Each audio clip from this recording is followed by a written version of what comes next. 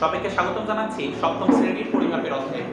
তো এই অধ্যায়ে হচ্ছে তোমাদের বইয়ের 3 নম্বর চ্যাপ্টার, যেখানে পরিমাপ নিয়ে আলোচনা করা হয়েছে। প্রথম ক্লাসে আমরা বেসিক নিয়ে আলোচনা করেছি। আজকে আমরা এই পরিমাপের যে এককগুলো আছে সেই একক থেকে গুরুত্বপূর্ণ যে সকল একক আছে যেগুলো তোমাদের পড়তেই হবে। বইতে অনেকগুলো একক আছে, সবগুলো একক তোমাকে পড়তে হবে না, কিন্তু কিছু কিছু একক আছে যেগুলো খুবই গুরুত্বপূর্ণ, সেই সকল একক বোর্ডে লিখে দিচ্ছি। ওইখান থেকে যেগুলো পড়তে হবে সেগুলো আমি তোমাদের একটু বুঝিয়ে দিচ্ছি। তো এটার পরে আমরা হচ্ছে পরিমাপের যে সূত্রগুলো আছে সেই সূত্রগুলো আজকে ক্লাসে আলোচনা করব। আচ্ছা, আর পরিমাপের সূত্রগুলো এতটাই সুন্দরভাবে শেখানো হবে যে তোমাদের সূত্রগুলো মুখস্থ করতে হবে না, তোমরা জাস্ট একটু ক্লাসগুলো দেখলে তোমাদের সূত্রগুলো মনে থাকতে যাবে। আচ্ছা, তো আমরা শুরু করছি। দেখো একটু এখানে বলছে হচ্ছে পরিমাপের একক। তো পরিমাপের একক কি, এককটা কি একটু আমি তোমার একটা উদাহরণ দিই, তাহলে ভালো মতো বুঝতে পারবা। সাপোজ ধরো তোমার ওজন হচ্ছে কত।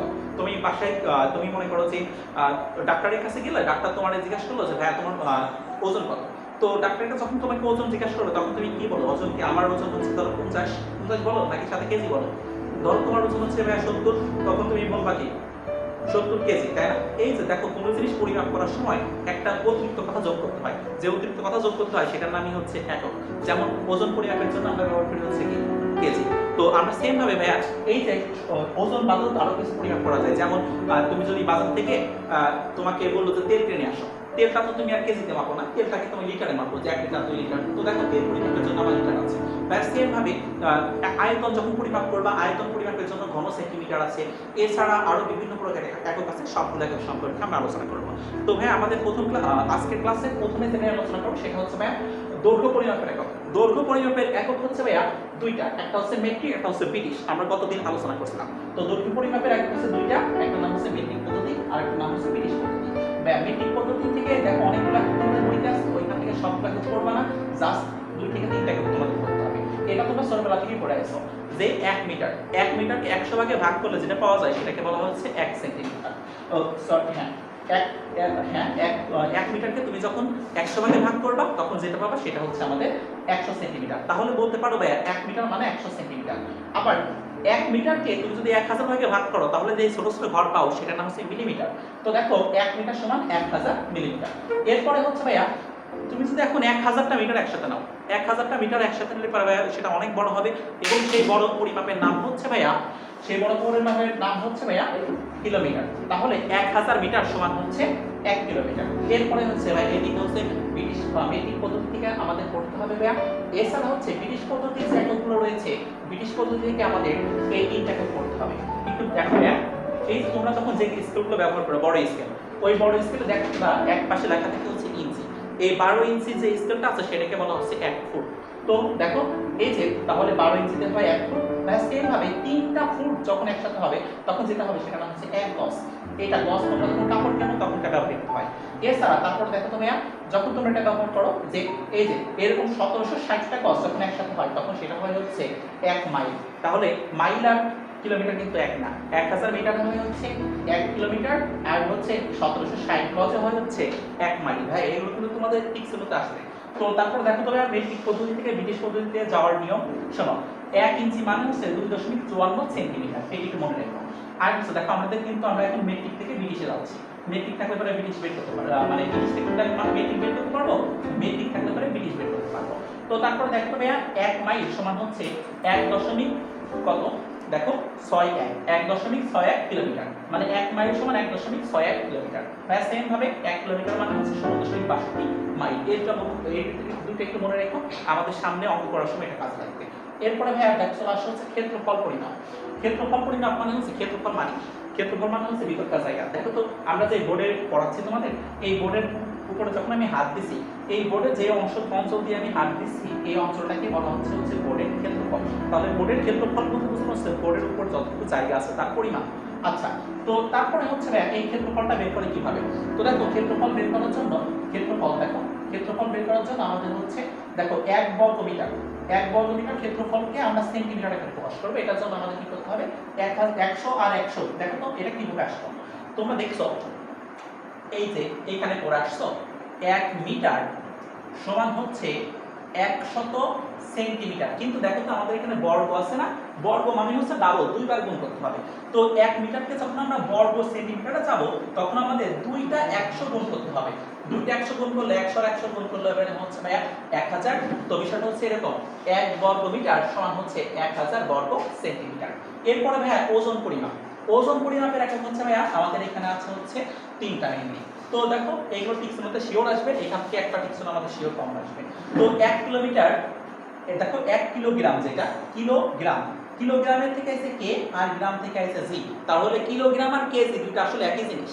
তো দেখো 1 কিলোগ্রাম বা 1 কেজি, 1 কেজি মানে হচ্ছে 1000 গ্রাম, 1000 গ্রাম মিলে কয় কেজি হচ্ছে? 1 কেজি হচ্ছে। ভাইয়া সেম ভাবে দেখো তো আবার, তো 100 কেজি সমান হচ্ছে 1 কুইন্টাল। তো দেখো কুইন্টাল, এটা আমাদের পরীক্ষা আসবে যে 100 কেজি সমান হচ্ছে 1 কুইন্টাল। বিশেষ করে কিছু চাউলের অঙ্ক আছে যেগুলো তোমাদের সংক্ষিপ্ত প্রশ্ন আসবে, সেগুলো আমাদের এখান থেকে আসতে পারে। তো তারপরে ভাইয়া দেখো তো একই রকম করে 1000 কেজি সমান হচ্ছে 1 মেট্রিক টন। মেট্রিক টন দেখো যখন বেশি বেশি জিনিস মাপে তখন সেটাকে মেট্রিক টনে পরিমাপ করা হয়। ওকে, যেমন বিশেষ করে লোহা বা রড জাতীয় জিনিস সেগুলো পরিমাপ করা হয় মেট্রিক টন এককে। আচ্ছা, এরপরে যেটা বুঝলাম, এরপরে দেখো তরল পদার্থ পরিমাপের একক। ভাইয়া তরল পদার্থ হচ্ছে তেল, দুধ, পানি, এইগুলো। তো এখন এই তরল পদার্থ পরিমাপ করার জন্য একক আছে। দেখো তরল পদার্থ পরিমাপ করার মেইন একক হচ্ছে লিটার, মেইন একক হচ্ছে লিটার। একটু খেয়াল করবা, এই 1 ঘন সেন্টিমিটার, 1 ঘন সেন্টিমিটার, ভাই 1 ঘন সেন্টিমিটার কথা একটু বোঝায় দেই। দেখো এই যে আমি যখন এরকম করে একটা বর্গ আঁকাইছি, এই বর্গাকার জিনিস তোমরা তো এগুলো দেখছো, তোমরা রুবিক্স কিউব নিয়ে খেলাধুলা করছো, রুবিক্স কিউব হচ্ছে যেটা আমি জানানো লাগে, এই রুবিক্স কিউবগুলো দেখতে এরকম। এই রুবিক্স কিউবে যদি এই দিকে হয় 1 সেন্টিমিটার, এই নিচের অংশটা হতে হয় 1 সেন্টিমিটার এবং উচ্চতা যদি হয় 1 সেন্টিমিটার, তখন এটাকে বলা হবে, দেখো তো এই যে 3 দিকে 1 সেন্টিমিটার করে, যখন 3 দিনে 1 সেন্টিমিটার হবে তখন সেটাকে বলা হয় ঘন। বুঝছো, তখন সেটাকে বলা হয় ঘন। তো 1 ঘন সেন্টিমিটার মানে হচ্ছে 1 মিলিলিটার। তো 1 ঘন 1000, দেখো 1 ঘন সেন্টিমিটার মানে হচ্ছে 1 মিলিলিটার। এই ঘন সেন্টিমিটার ঘন ইংরেজি নাম হচ্ছে কিউব। সেজন্য দেখো তো এই ঘন ইংরেজি নাম হচ্ছে কিউব, কিউব থেকে আসে সি, আর এই সেন্টিমিটারের প্রথম অক্ষর সি, তাহলে 1 সিসি। 1 সিসি মানেই হচ্ছে 1 ঘন সেন্টিমিটার। ওকে, কিউবিক সেন্টিমিটার যেটাকে ইংরেজিতে বলবা তোমরা, 1 সিসি সমান হচ্ছে 1 মিলিমিটার। তারপরে দেখো তবে 1000, দেখো এখানে তো আছে 1000 ঘন সেন্টিমিটার সমান 1 লিটার। মানে বিষয়টা হচ্ছে এরকম, যদি 1000 ঘন সিসি মানে 1000 সিসি, 1000 সিসি মিলে ধরে নেওয়া হচ্ছে 1 লিটার। ওকে, ভাইয়া সেম ভাবে 1 লিটার পানি মানে হচ্ছে 1 কেজি। তোমরা এখন বাজার থেকে যখন তোমরা 1 লিটার পানি কেনো, বুঝছো, 1 লিটার পানি কিনা মানেই হচ্ছে আমাদের 1 কেজি পানি কিনা। ওকে, এখন আমরা শুরু করব হচ্ছে এই পরিমাপের যে অধ্যায়টা ছিল সেই অধ্যায়ের সংক্ষিপ্ত, মানে যে সকল সূত্র আছে সেই সূত্রগুলির পরিচয় এবং সূত্রগুলিগুলো আমরা তোমাদের দেখাই দেবো। খেয়াল করবা একটু। তো এইখানে যে আমরা আয়ত আছে, সামান্তরিক আছে, ত্রিভুজ আছে, এই তিনটা জিনিসের সূত্র বের করবো। যদিও আমরা এখানে ত্রিভুজ বলছি কিন্তু আমরা সামান্তরিক আইছি, কারণ কি সেটা আমরা পরে করবো। তো দেখো এই যে আয়তক্ষেত্রের ক্ষেত্রফল, আমি ইচ্ছা করে কিন্তু লিখে দিতে পারি যে আয়তক্ষেত্রের ক্ষেত্রফলের সূত্র হচ্ছে দৈর্ঘ্য গুণ প্রস্থ, আর হচ্ছে পরিসীমার সূত্র হচ্ছে 2 × দৈর্ঘ্য প্লাস প্রস্থ। তো সামান্তরিকের সূত্র হচ্ছে ভূমি গুণ উচ্চতা, আর ত্রিভুজের ক্ষেত্রফলের সূত্র হচ্ছে হাফ × ভূমি গুণ উচ্চতা। এখন এই যে 4টা সূত্র আমি তোমাদের ইচ্ছা করে বলে দিতে পারি, কিন্তু ভাইয়া এই সূত্রগুলো তুমি যদি বলে যাও, মানে শুধুমাত্র মুখস্থ করে চলে যাও, তাহলে এটা তোমার বাস্তব জীবনের জন্য বেশ ক্ষতি হবে। তোমার মনে প্রশ্ন থাকা উচিত হচ্ছে ভাইয়া আয়তন ক্ষেত্রফল কেন দৈর্ঘ্য গুণ প্রস্থ, আয়ত পরিসীমা কেন 2 × দৈর্ঘ্য গুণ প্রস্থ, তারপর সামান্তরিকের ক্ষেত্রফল কেন দৈর্ঘ্য গুণ প্রস্থ, মানে দৈর্ঘ্য গুণ প্রস্থ বা ভূমি গুণ উচ্চতা, এটা করলে হবে। তো সমস্যা নাই, আমরা ক্ষেত্রফল সমান হচ্ছে ভূমি গুণ উচ্চতা, আর হচ্ছে দেখো তো এই ত্রিভুজ যেটা রয়েছে, ত্রিভুজের ক্ষেত্রফল কেন হাফ × ভূমি গুণ উচ্চতা, এই সকল টপিক নিয়ে আমরা আলোচনা করব। আচ্ছা, একটু খেয়াল করো ভাইয়া। তো আয়ত যেটা আছে, আয়ত ক্ষেত্রফল কেন দৈর্ঘ্য গুণ প্রস্থ হলো, আমরা সেটা নিয়ে আলোচনা করব। এখন আমরা সূত্রগুলো যদিও এই পাশে লিখে দেব, তো একটু খেয়াল করো, আমরা এখানে বেসিক বিষয় নিয়ে আলোচনা করছি। তো আয়ত যেটা, এইটা একটা আয়ত আঁকাইছি, আয়তর নাম দিলাম হচ্ছে ABCD। এইখানে একটা আয়ত আঁকাইছি, তাই না? এই আয়তর, শোনো, আয়তর নিচে যেটা থাকে সেটা ছোট হোক বড় হোক সেটা নাম হচ্ছে তার দৈর্ঘ্য, আর আয়তর পাশে যেটা থাকে সেটা নাম হচ্ছে প্রস্থ। অনেকে যেটা বড় সেটাকে দৈর্ঘ্য ধরে, আর যেটা ছোট সেটাকে প্রস্থ ধরে, কিন্তু ওটা ভাইয়া পার্শিয়ালি রূপ, সম্পূর্ণ সমস্ত ক্ষেত্রে সরতে হয় না। তো মনে রাখতে হবে যেটা নিচে থাকে সেটা নাম দৈর্ঘ্য, সাইডে যেটা থাকে সেটা নাম হচ্ছে কি প্রস্থ। এখন আয়তর ক্ষেত্রফল যখন আমরা বের করবো ভাইয়া, আয়তর ক্ষেত্রফল বের করার জন্য দেখো আমরা এখানে সূত্রটা আগে লিখে নিচ্ছি। আয়তর ক্ষেত্রফল, আয়তর ক্ষেত্রফলের সূত্র হচ্ছে ভাইয়া দৈর্ঘ্য গুণন প্রস্থ। কিন্তু কেন দৈর্ঘ্য গুণ প্রস্থ হলো, এই দেখো একটু তাকাও, চিন্তা করো যে তোমার এখানে একটা মাঠ আছে, ওকে, এইখানে একটা মাঠ আছে, আয়তাকার মাঠ। এখন যে মাঠটা আছে এই মাঠের এই পাশে তুমি খুঁটি কাটছো 4টা, দেখো এই 4টা খুঁটি কাটছো, প্রতিটা খুঁটির মধ্যকার দূরত্ব হচ্ছে 1 মিটার করে। তুমি একেবারে স্কেল দিয়ে মাপে মাপে 1 মিটার পর পর তুমি 4টা খুঁটি গাড়ছো বা 4টা খুঁটি এখানে তুমি রেখে দিয়েছো, ওকে, পুঁতে রেখে দিয়েছো। তো এখানে আমরা দেখো 4টা খুঁটি রাখছি, আচ্ছা 1 মিটার করে রাখলাম। আচ্ছা এরপর একটু খেয়াল করবা তুমি, আর এই পাশে যে খুঁটিটা রাখছো সেই খুঁটিটা তুমি রাখছো হচ্ছে 3টা খুঁটি রাখছো এই পাশে, ওকে, এই পাশে তুমি 3টা খুঁটি রাখছো, দেখো 1টা 2টা 3টা খুঁটি রাখছো, ওকে। দেখো তুমি ঠিকভাবে তুমি এখানে এই যে জমিটা আছে জমিটাকে সুন্দর করে মতো বেড়া দেওয়ার জন্য এই খুঁটি বরাবর আবার এই পাশে আরেকটা খুঁটি রাখছো, ওকে, আবার এই খুঁটি বরাবর এই পাশে একটা খুঁটি রাখছো, এই পাশে খুঁটি বরাবর তুমি এই পাশে খুঁটি রাখছো, হ্যাঁ সেম ভাবে এই পাশে খুঁটি বরাবর তুমি এই পাশে খুঁটি রাখছো। এখন তুমি কি করলে, তুমি হচ্ছে সবগুলো খুঁটি একটা সুতা দিয়ে যোগ করলে, এই খুঁটির সাথে একটা খুঁটি সুতা দিয়ে যোগ করছো, এই খুঁটির সাথে এই খুঁটি একটা সুতা দিয়ে যোগ করছো, এই খুঁটি তো অলরেডি তোমার যোগ করা আছেই, আমি এগুলো একটু দূরে পাঠিয়ে দিচ্ছি যাতে আমাদের সুন্দর দেখা। আচ্ছা এই খুঁটিতে বরাবর যোগই আছে। আচ্ছা তুমি এটা যদি চিন্তা করে দেখো তো ভাইয়া, এই পাশে কিন্তু 1 মিটার করে ছিল, এই পাশেও কিন্তু 1 মিটার ছিল, সোজা কথা তুমি এদিকে 1 মিটার করে দূরত্ব নিয়ে 3টা খুঁটি কাটছো, আবার এইখান থেকে এদিকে 1 মিটার নিয়ে তুমি 3টা খুঁটি পুঁতে রাখছো, বুঝছো। এখন এই খুঁটিগুলোর সাপেক্ষে ওই পাশে একেবারে সমান সমান করে খুঁটি নেছো, এই খুঁটির সাপেক্ষে ওই পাশে একবার সমান সমান করে খুঁটি নেছো। আচ্ছা ভাইয়া বলো তো এই পাশে মোট খুঁটি কাটার পর মানে খুঁটি পুঁতার পরে এই পাশে মোট ঘর হয়েছে কয়টা? 1টা 2টা 3টা, এই পাশে ঘর হয়েছে, ভাগ হয়েছে কয়টা? 3টা না?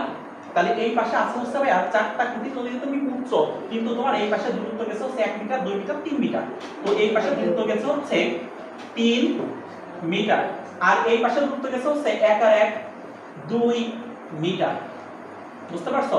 এখন বলো তো এই 3 আর দেখো তো, আচ্ছা তাহলে এইটা হচ্ছে 3 মিটার, এটা হচ্ছে 2 মিটার, এই 3 আর 2 গুণ করলে কত হয়? 3 আর 2 গুণ করলে পাচ্ছ হচ্ছে 6 মিটার, মানে 6 বর্গ মিটার। এটা কি এমনি মিটার না বর্গাকার মিটার? ছোট ছোট বর্গাকার মিটার না, সেজন্য আমরা এটাকে দেব হচ্ছে বর্গ মিটার। এখন আমরা আসল কাহিনীতে আসি, তাহলে ভাই ক্ষেত্রফলটা কি? ক্ষেত্রফল হচ্ছে অধিকৃত জায়গা বা ভিতরে যে জায়গাটা আছে সেটা হচ্ছে ক্ষেত্রফল। এখানে দেখো তো ক্ষেত্রফল বের করার জন্য ক্ষেত্রফল পাইছে হচ্ছে 6টা খণ্ড। এই ক্ষেত্রফল 6টা খণ্ড আমরা পেলাম কিভাবে? ক্ষেত্রফল 6টা খণ্ড পাওয়ার জন্য আমরা কি করছি? 3 আর 2 গুণ করছি না, যেখানে 3 হচ্ছে আমাদের দৈর্ঘ্যটা এবং 2 হচ্ছে প্রস্থটা, বুঝছো? তো দেখো সেজন্য কিন্তু এই 2 হচ্ছে প্রস্থ, দৈর্ঘ্য হচ্ছে কত? 3, এই 2 আর 3 গুণ করে পাইছে হচ্ছে 6, যার কারণে কিন্তু বুঝতে তুমি যে ক্ষেত্রফলের সূত্র কেন দৈর্ঘ্য গুণ প্রস্থ, কারণ দৈর্ঘ্য বরাবর যে কটা খুঁটি আছে আর হচ্ছে ক্ষেত্রফল বরাবর যে কটা খুঁটি আছে, প্রতিটা খুঁটি মিলে যতটুকু এরিয়া কভার করছে তুমি সেইটুকুন দৈর্ঘ্য যদি গুণ করো তাহলে তুমি মোট ভিতরকার জায়গা বর্গাকারে পাচ্ছ, যার কারণে ক্ষেত্রফলের একক হচ্ছে বর্গমিটার এবং এই ক্ষেত্রফলের সূত্র হচ্ছে দৈর্ঘ্য গুণ প্রস্থ। আচ্ছা আমরা বুঝলাম কেন আয়তক্ষেত্রের ক্ষেত্রফল দৈর্ঘ্য গুণ প্রস্থ। আচ্ছা ক্লিয়ার। এরপরে যেটা আছে ভাইয়া, এরপর হচ্ছে সামান্তরিকের ক্ষেত্রফল। ভাইয়া সামান্তরিকের ক্ষেত্রফল কেন দৈর্ঘ্য গুণ প্রস্থ আমরা সেটা বের করব। ভাইয়া সামান্তরিকের ক্ষেত্রফল কেন দৈর্ঘ্য গুণ প্রস্থ ওইটা বের করার জন্য একটা জিনিস চিন্তা করতে ভাইয়া, এই আয়ত আর সামান্তরিক দুইটা কিন্তু বেসিক্যালি প্রায় একই রকম। তুমি কি করছো, জাস্ট এই যে ক্ষেত্রফল যেটা, এই আয়ত যেটা আছে, আয়তর এই খুঁটিটাকে তুমি এখানে খুঁটি বা প্যারাক মারে অথবা একটা লোহা দিয়ে তুমি এখানে আটকে রাখছো, এইটাকে আটকে রাখছো।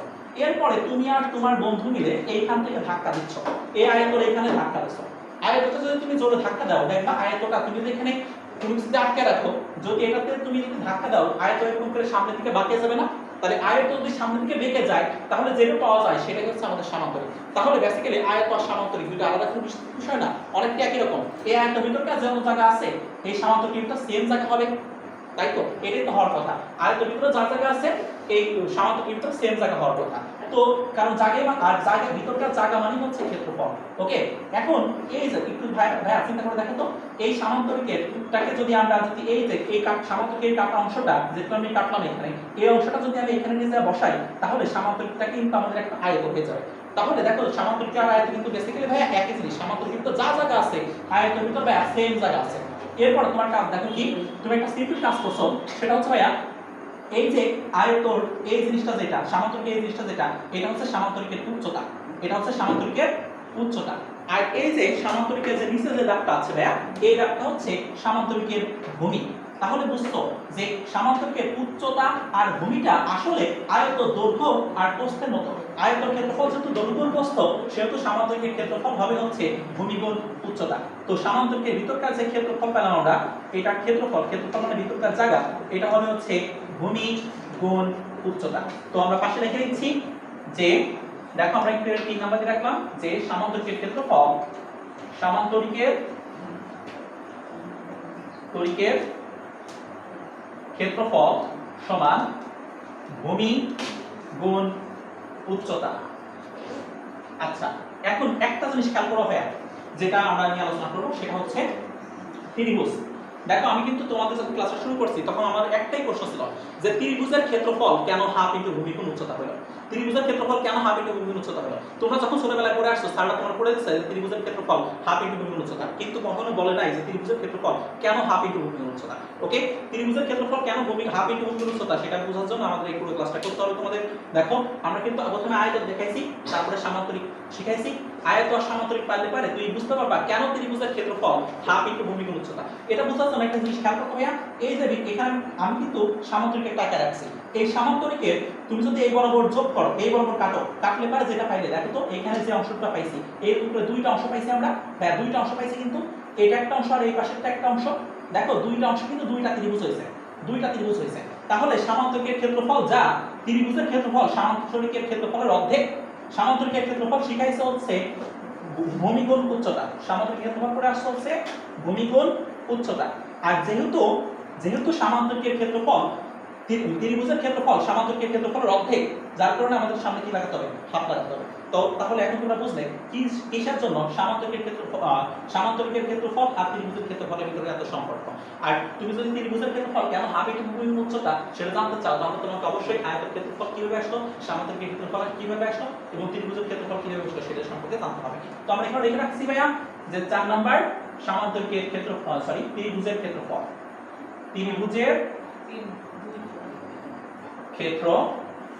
ত্রিভুজের ক্ষেত্রফল হচ্ছে 1/2 মানে হাফ গুণ ভূমি গুণ উচ্চতা।